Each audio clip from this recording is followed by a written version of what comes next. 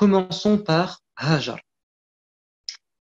Hajar, parce que c'est la plus ancienne, dans celles qui ont été évoquées par le prophète, c'est l'épouse de Ibrahim. Mais avant d'être l'épouse de Ibrahim, elle était une servante au service d'un tyran vivant en Égypte. À travers sa vie, nous allons mettre en lumière une des grandes qualités dont nous avons besoin, c'est la confiance en Dieu. Donc Hajar ou la confiance en Dieu. Hajar a été faite captive, elle est entrée dans la cour malgré elle du roi d'Égypte de l'époque. Donc Ibrahim alayhi salam vivait à Babylone dans l'Irak actuel. Vous le savez, il a été persécuté, jeté dans le feu, mais il en sortira sauvé des flammes indemnes. Il sera expulsé par le roi An-Namrud qui s'est été rendu compte que Dieu le protégeait et qu'il ne pouvait pas mettre fin à sa vie, donc il n'avait d'autre solution que de l'exclure. Et Ibrahim va émigrer avec son épouse Sarah, avec son neveu Lot, qui lui se dirigera vers Sodome et Gomorrhe, et il a une histoire propre à lui. Intéressons-nous à Ibrahim et Sarah, comment Allah va faire en sorte que leur destin croise celui de Hajar, qui, la pauvre, comme beaucoup de femmes de la cour de ce roi tyran, souffrait et implorait son Seigneur pour être délivré de ses griffes.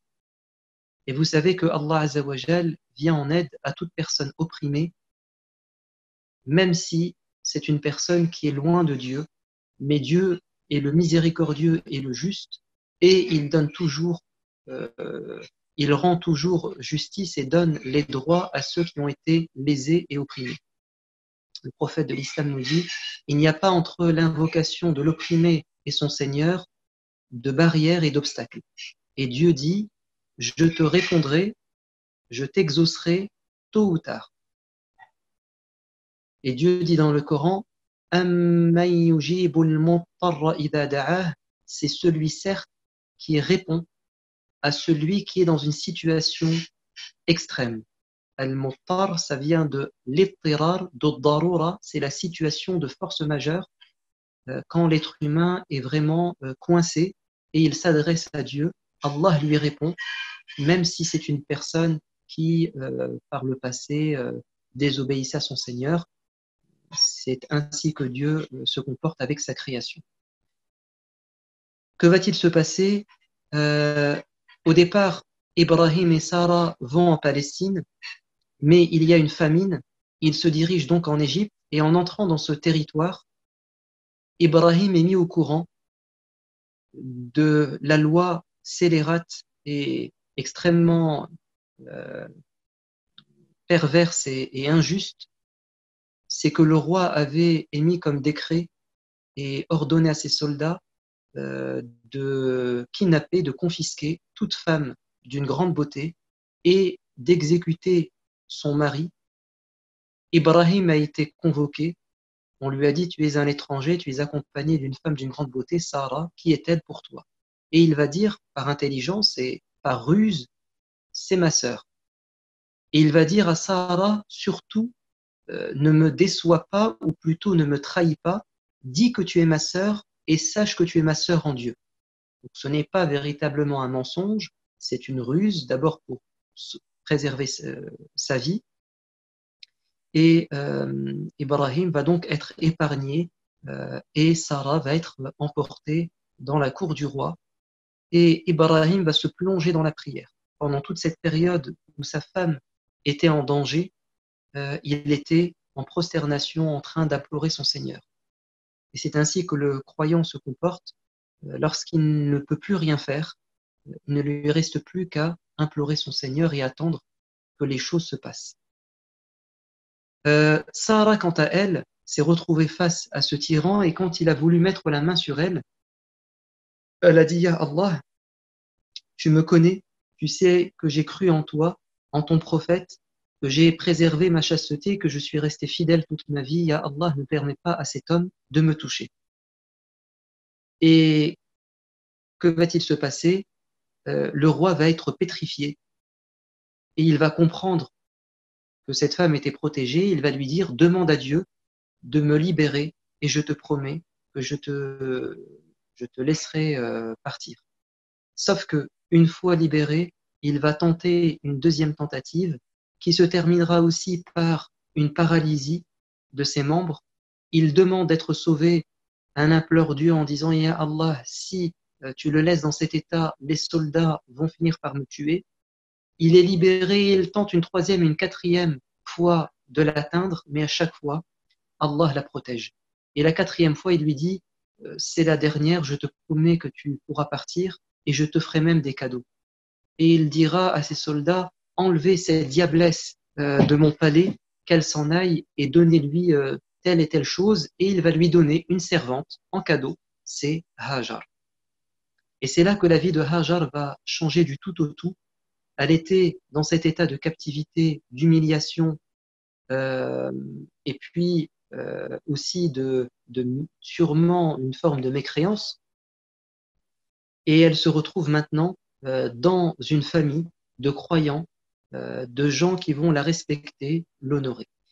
Sarah rentre avec Hajar et les présents et elle trouve son mari en prosternation. Quand il termine sa prière, il lui dit que s'est-il passé Sarah et elle lui rapporte que Allah l'a sauvée. Et elle lui dit voici Hajar qui nous a été donné comme cadeau.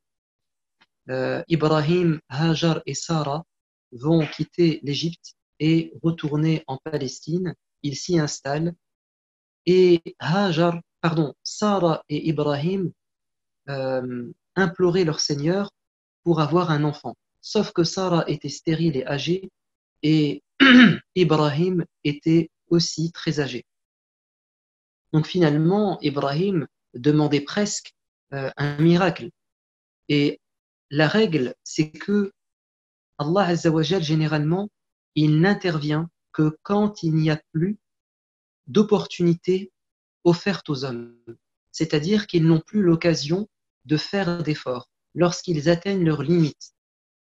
Lorsque les hommes se sentent acculés devant un obstacle insurmontable, donc ils ont déployé tous leurs efforts et ils ne peuvent plus rien faire. C'est généralement à ce moment que Dieu intervient, parce qu'il laisse à ces créatures l'occasion d'abord d'être testées, éprouvées et de montrer leur courage et leurs efforts. Donc Ibrahim fait des invocations et Allah aime entendre son serviteur l'invoquer. C'est pour ça qu'il retarde généralement les réponses, c'est pour que nous continuions à l'invoquer et donc à l'adorer et à développer notre amour et notre espérance en lui. Et et Sarah va dire à Ibrahim, Ya Ibrahim, maintenant c'est possible d'avoir un enfant. Hajar est là, marie-toi avec elle et tu auras sûrement l'enfant que nous désirions et que tu espérais. Et donc Ibrahim va effectivement épouser Hajar et ils vont avoir un enfant. Alors, quand l'enfant va naître, euh, Sarah va nourrir une forme de jalousie tout à fait humaine, euh, voyant que le rêve de son mari s'est réalisé à travers cette femme et que ça a suscité une grande joie dans le cœur de Ibrahim, forcément elle s'est sentie un peu peinée, peut-être coupable, peut-être mise en retrait. Bref, en tant qu'être humain, dans cette situation, il est presque impossible, comment dire, de faire comme si de rien n'était. Non, on est des êtres humains et donc Sarah va ressentir de la jalousie et Allah n'a pas voulu que Sarah souffre, que Ibrahim souffre et que Hajar souffre. Et donc la solution, c'était que euh, Hajar aille vivre autre part. Et Allah a différentes sagesses dans son destin, c'est-à-dire qu'à la fois on évite un problème dans la famille de Ibrahim, celui d'une jalousie et d'une souffrance partagée, et en même temps Allah avait comme projet de faire en sorte que à la Mecque, ce qui deviendra la Mecque plutôt, il y ait des gens qui viennent y vivre. Donc Allah va dire à Ibrahim, prends ta femme Hajar, ton nouveau-né Ismaïl, donc c'est Ismaïl, et je te demande de te rendre dans tel endroit. Et donc, Ibrahim va se retrouver juste à côté des ruines et des fondations ensevelies de la Kaaba. Allah dit وَإِذْ بَوَّأْنَا لِإِبْرَاهِيمَ مَكَانَ الْبَيْتِ. Il y a une question, pourriez-vous nous donner s'il vous plaît la référence du livre cité, donc écrit par Zainab al-Ghazali, Des jours de ma vie. Des jours de ma vie. Je continue. Hajar arrive dans cet endroit désertique et Ibrahim lui dit maintenant, je dois rentrer et toi, tu vas t'installer ici. Voici des dates, voici de l'eau, nos chemins se séparent ici même. Évidemment, réaction humaine, Hajar interroge son mari, qu'est-ce qui te prend? Qu'est-ce que ça signifie?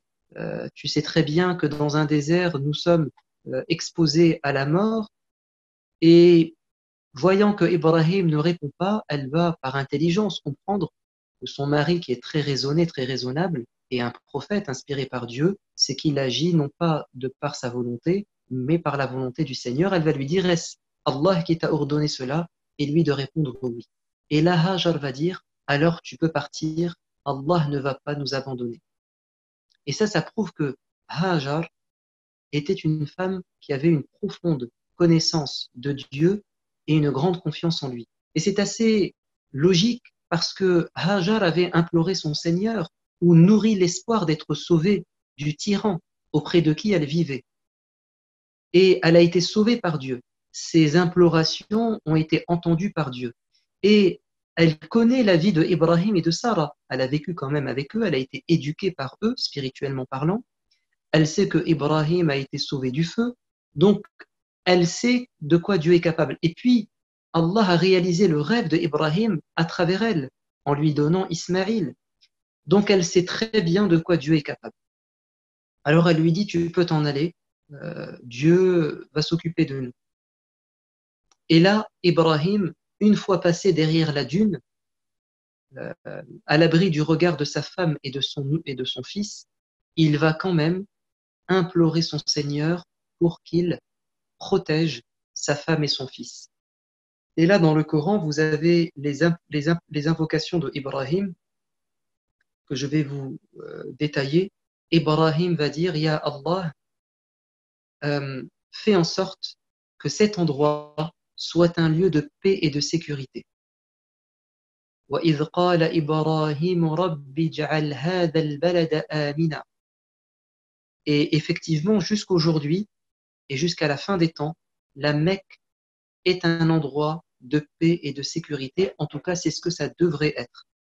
Et vous le savez, il y a un périmètre sacré. On ne doit y entrer que si nous sommes en état de sacralisation. On ne doit pas arracher les arbres. On ne doit pas tuer les bêtes, sauf des bêtes nuisibles. On ne doit pas porter les armes dans cet endroit, sauf exception. Euh, un objet perdu ne doit pas être ramassé, mais doit être laissé sur place jusqu'à ce que son propriétaire le retrouve. Bref, cet endroit est unique au monde. Il est vraiment un lieu de paix et de sécurité. Pas simplement pour les hommes, mais aussi pour les animaux et pour les plantes. Et vous savez que personne n'a pu, dans l'histoire, s'emparer de la Mecque et la transformer en autre chose qu'un endroit sacré, un lieu de culte depuis l'époque de Ibrahim. Et vous savez que Abraha, l'année de la naissance du prophète bien-aimé, en l'an 570 de l'ère chrétienne, il a tenté, ce roi du Yémen, d'envahir la Mecque et de détruire la Kaaba.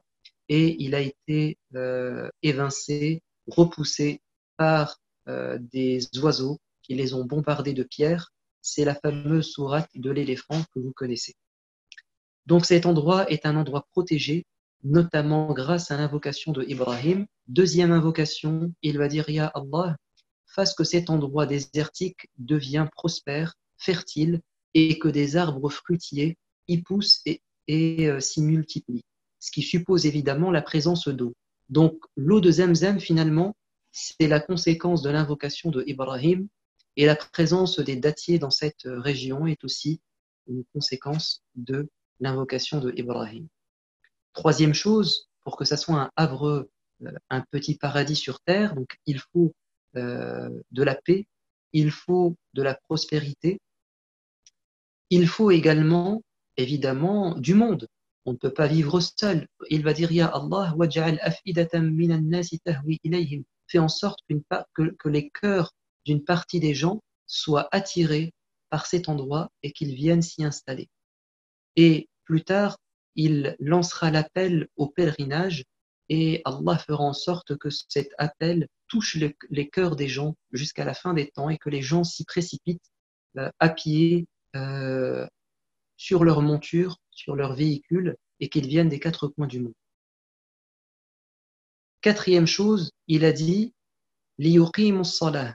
Je veux que les gens pratiquent la prière dans cet endroit.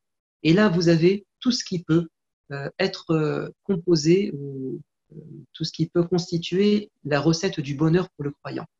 Il faut de la paix, il faut manger à sa faim, il faut être entouré de bonnes personnes, il faut, euh, il faut qu'il y ait de l'adoration de Dieu, qu'on puisse nous épanouir spirituellement.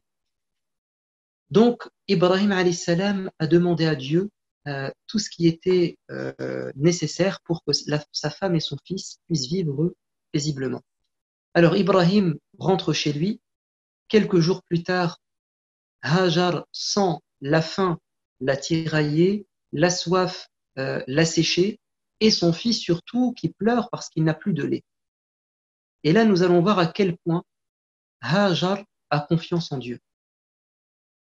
Et nous avons dit que la confiance en Dieu n'est pas contradictoire et n'exclut pas l'effort intense de l'être humain. Bien au contraire, plus tu as confiance en Dieu et plus tu sais qu'il est à tes côtés et plus tu es déterminé et moins tu baisseras les bras. Et donc, qu'est-ce que va faire Hajar? Elle sait que Dieu est présent. Elle sait que Dieu ne l'abandonnera pas. Mais elle sait que elle doit faire sa part de choses. Et de toi, le ciel t'aidera. Hajar dépose son enfant et elle fait des allers-retours entre deux petits monticules, l'un au nord, l'autre au sud, à Safa et le Marwa, et elle scrute à l'horizon de son regard l'éventuel passage, l'arrivée de nomades, de caravaniers. Mais elle ne voit personne. Et donc elle passe de l'autre côté. Ça, il y a plusieurs centaines de mètres de séparation, sous le soleil accablant, sur le sable brûlant, avec évidemment un épuisement et une énergie très manquante. Et après 7 allées et retours, donc plusieurs kilomètres, n'en pouvant plus, ayant atteint ses forces, ayant atteint, euh, comment dire, le bout de ses forces, elle n'a plus qu'à s'allonger à côté de son enfant et dire, Ya Allah, je n'en peux plus, aide-moi. Et c'est à ce moment qu'Allah va intervenir en envoyant l'ange qui frappera de son aile le sol et l'eau de Zamzam va jaillir. Nous comprenons à travers cela que Hajar est le symbole de la confiance en Dieu bien comprise et bien mise en application. Elle est véritablement le symbole du croyant qui a compris comment Dieu fonctionne et quelles sont les règles que Dieu a mis sur terre. Elle a compris qu'il fallait prouver à Dieu que nous sommes persévérants, patients et que nous sommes capables de lutter, et en même temps que nous savons qu'il va nous donner le secours et la délivrance tôt ou tard. Je voudrais vous citer quelques versets du Coran qui rejoignent cette idée. Allah dit dans le Coran, dans la sourate 2, verset 214, « Espérez-vous accéder au paradis sans avoir été éprouvé? On ne peut pas entrer au paradis sans avoir été éprouvé. Comme l'ont été ceux qui vous ont précédés. » Et Hajar en fait partie. Ils ont connu des malheurs et des calamités. Ils ont été secoués par l'adversité, jusqu'à ce que le messager, et avec lui ceux qui avaient cru, se fussent écriés, à quand donc le secours de Dieu? Certes, le secours de Dieu est proche. le secours de Dieu n'est jamais aussi proche que lorsque nous sommes au bout de nos forces, que lorsque le malheur est si grand. Plus l'épreuve est grande, plus nous sentons atteindre nos limites et plus le secours de Dieu est proche. Bon, on a beaucoup d'exemples dans la vie du prophète bien-aimé, alayhi salatu wassalam, qui le prouvent, notamment les batailles, les moments les plus difficiles, notamment la bataille en l'an 5 de l'Hégire des coalisés, lorsqu'ils ont été encerclés, les compagnons à Médine. Et pendant les 3 semaines, Allah dit, la peur était tellement à son paroxysme que leur cœur était arrivé au niveau de leur gorge. Expression arabe qui met en exergue l'intense stress qui les prenait et la panique qui les enveloppait. Et Allah dit, vous avez atteint ce haut niveau de panique et de peur et Dieu vous a ensuite sauvé. Donc, toute personne qui est éprouvée a dans Hajar un excellent modèle à suivre. Et d'ailleurs, il nous est demandé une fois dans notre vie de pratiquer symboliquement cette idée bien comprise du tawakkul à travers le rituel de la procession, de l'aller-retour entre As-Safa et Al-Marwa quand on fait une Umrah ou bien un Hajj. Il nous est demandé de faire les allers-retours entre As-Safa et Al-Marwa. Quelle est la symbolique? Nous perpétuons cette tradition de Hajar afin que nous nous souvenions et afin que soit ancrée dans notre esprit cette idée que le tawakkul, la confiance en Dieu, passe forcément pour le croyant par des efforts, par une aventure, par une épreuve. L'épreuve n'est pas terminée. Hajar, maintenant qu'elle est sortie d'affaire au niveau alimentaire et au niveau de la boisson, ce n'est pas fini. Elle a un enfant à éduquer et elle est seule. Et ça, c'est une épreuve. Le fait d'être seul avec ses enfants, que ça soit parce que notre mari est en voyage, ou bien qu'il est décédé, donc une femme veuve, ou bien séparé, euh, ou bien un mari présent physiquement mais absent psychologiquement, affectivement. Donc, toute personne, toute femme qui se sent seule dans sa vie, notamment lorsqu'elle a des enfants à assumer, a dans Hajar un excellent exemple aussi à suivre. C'est que Hajar n'a pas baissé les bras, n'est pas partie du principe qu'elle ne pourra pas seule faire de Ismaïl un enfant bien éduqué, un enfant équilibré. Au contraire, elle a fait confiance à Dieu, elle a cru en elle et dans le fait que Dieu va l'aider et elle va s'efforcer pour bien éduquer Ismaïl. Et Allah ne nous explique pas ce qui s'est passé durant toutes ces années. Alors, évidemment, à un moment donné, Hajar a été rejoint par des gens qui passaient par là, puisqu'il y a de l'eau maintenant. Donc les gens peuvent s'y installer, ça nous le savons. Le prophète nous a dit que Hajar a gardé la propriété exclusive de la gestion de l'eau de Zemzem, c'est-à-dire qu'elle a dit aux gens qui sont venus s'installer, ça m'appartient. Ça ne veut pas dire qu'elle ne le partageait pas, mais elle en était la propriétaire. Donc les gens se sont installés. Et d'ailleurs, ce sont des gens arabes, car Hajar n'est pas une arabe à l'origine. Ismaïl, c'est le premier qui, ne faisant pas partie des arabes, va parler l'arabe et va donner, si vous voulez, une descendance de gens arabes par conversion, si vous voulez, et non pas par lignée. Les historiens et les spécialistes de la généalogie font la différence entre deux types d'arabes, les arabes très très très anciens et puis les arabes récents, c'est-à-dire à partir d'Ismaïl. Bref, nous savons que Ibrahim va faire son apparition quelques années plus tard, quand Ismaïl était en âge de se prendre en main, on va dire un adolescent. Et Ibrahim va retrouver un fils qui va le rendre fier. Et nous comprenons par là que Hajar a bien éduqué son enfant, alors qu'elle était seule. La preuve, c'est que quand Ibrahim va retrouver Ismaïl, quelques jours plus tard, à peine ont-ils eu le temps d'apprécier leur retrouvaille et de faire connaissance, ou de refaire connaissance, qu'une épreuve va toucher Ibrahim et sa famille, c'est qu'en se réveillant, il va dire à son enfant, j'ai fait un rêve, je me suis vu en train de t'immoler. Qu'est-ce que tu en penses? La réponse de Ismaïl prouve que Hajar l'a très bien éduqué, selon des principes et des valeurs religieuses très très fortes. Elle lui a transmis cette confiance en Dieu. Il va dire Satajiduni insha'Allahu minas sabirin. Avant, il va dire If'al ma tu'mar. Ô père, fais ce que Dieu te demande. Imaginez-vous que Ismaïl conforte son père et renforce sa foi en lui disant fais ce que Dieu te demande. Et c'est ce qu'on espère tous de nos enfants. C'est que nos enfants, non seulement sont à notre image, mais qu'ils soient meilleurs que nous et qu'ils soient peut-être plus tard nos guides. Donc Ismaïl a non seulement été soumis à Dieu, au sens où il a demandé à son père de mettre à exécution l'ordre de Dieu, mais en plus il va lui dire tu me trouveras, si Dieu le veut, et m'aide parmi les gens patients. Parce que c'est pas facile.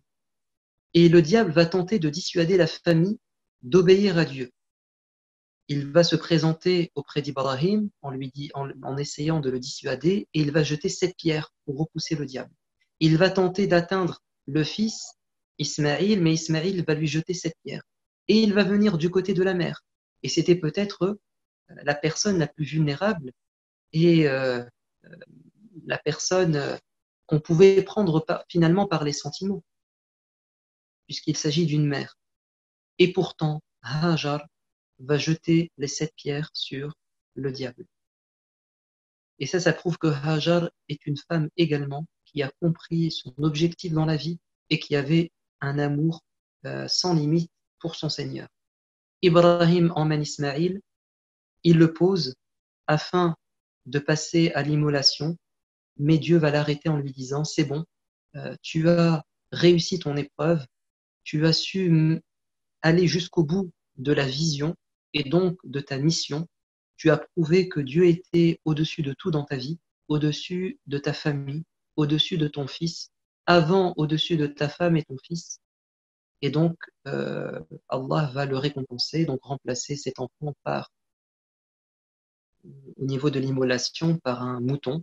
Et c'est pour ça que chaque année, le jour de l'Aïd, nous sommes invités à pratiquer un sacrifice en mémoire à ce geste symbolique et à cette épreuve qui nous dit la chose suivante, êtes-vous capable de mettre Dieu au-dessus de tout dans votre vie?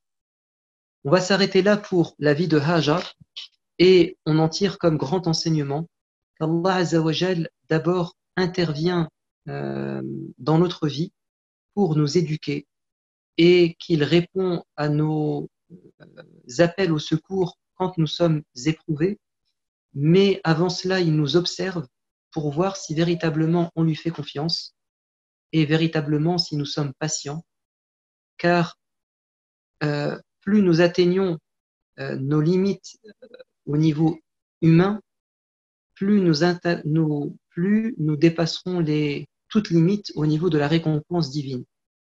C'est avec la patience que nous recevons le plus de récompenses. Voilà pour l'histoire de Hajar. Alors, on ne sait pas trop comment va se terminer sa vie. C'est pas très important. Je ne sais pas si dans la Bible on nous donne quelques indications, parce que Hajar apparaît dans la Bible également. En tout cas, nous, c'est ce qu'on connaît dans notre religion de la vie de Hajar, c'est ce que nous venons de dire.